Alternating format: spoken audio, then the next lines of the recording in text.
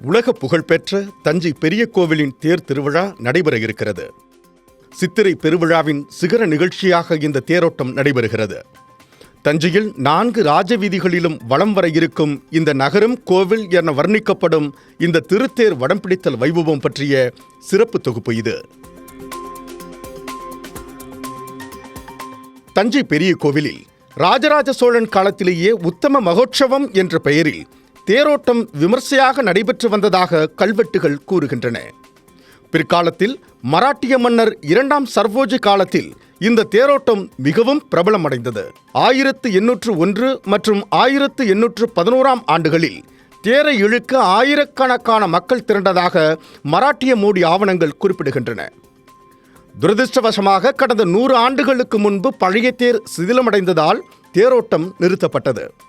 அதன் பிறகு சுமார் 100 ஆண்டுகளுக்கு பின் தமிழக அரசு புதிய தேர் பணிக்காக 50 லட்சம் ரூபாய் நிதி ஒதுக்கீடு செய்து கடந்த 2015ஆம் ஆண்டு ஏப்ரல் மாதம் மீண்டும் தேரோட்டம் தொடங்கப்பட்டது.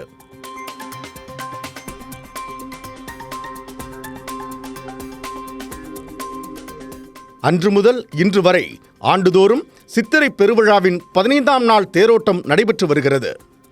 மேல வீதியில் கம்பீரமாக நிற்கும் இந்த தேர் ஒரு நகரும் கோவில் என்றே அழைக்கப்படுகிறது. சுமார் 19 அடி உயரமும் 13.5 அடி அகலமும் கொண்ட இத்தேர் சுமார் 40 டன் எடை கொண்டதாகும்.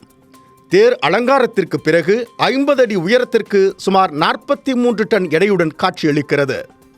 தேரை சுற்றி சுமார் 380க்கும் மேற்பட்ட மரச்சிற்பங்கள் செதுக்கப்பட்டுள்ளன. இதில் சிவனின் 64 திருவிளையாடல்கள் மற்றும் பல்வேறு தெய்வங்களின் உருவங்கள் ஆகம விதிகளின்படி நுணுக்கமாக செதுக்கப்பட்டுள்ளன. தேரின் அடிப்பகுதி 5 அடுக்குகளை கொண்டது. இதில் யாழிகள், குதிரைகள் மற்றும் இதர புராண கதைகளை விளக்கும் சிற்பங்கள் இடம்பெற்றுள்ளன. சித்திரை திருவிழாவின் போது தியாகராஜர், கமலாம்பாள் எழுந்தருளும் பெரிய தேருக்கு முன்னதாக விநாயகர் மற்றும் சுப்பிரமணியர் ஆகியோருக்கான சிறிய தேர்களும் மேல வீதியில் இருந்து புறப்படும்.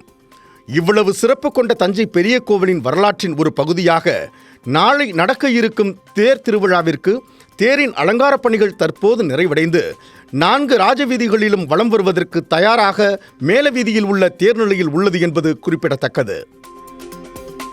தேரில் தியாகராஜர், கமலாம்பாள் எழுந்தருளிய பின்னர் காலை 5:30 மணிக்கு மேல் 6:30 மணிக்குள் திருத்தேர் வடம்பிடித்தல் நடைபெற உள்ளது.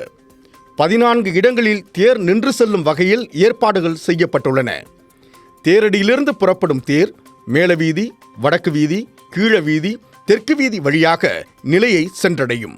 மாலையில் தேர் மண்டபத்திலிருந்து தியாகராஜர், கமலாம்பாள் புறப்பட்டு கோவிலை சென்றடையும் நிகழ்ச்சியும் நடைபெற உள்ளது.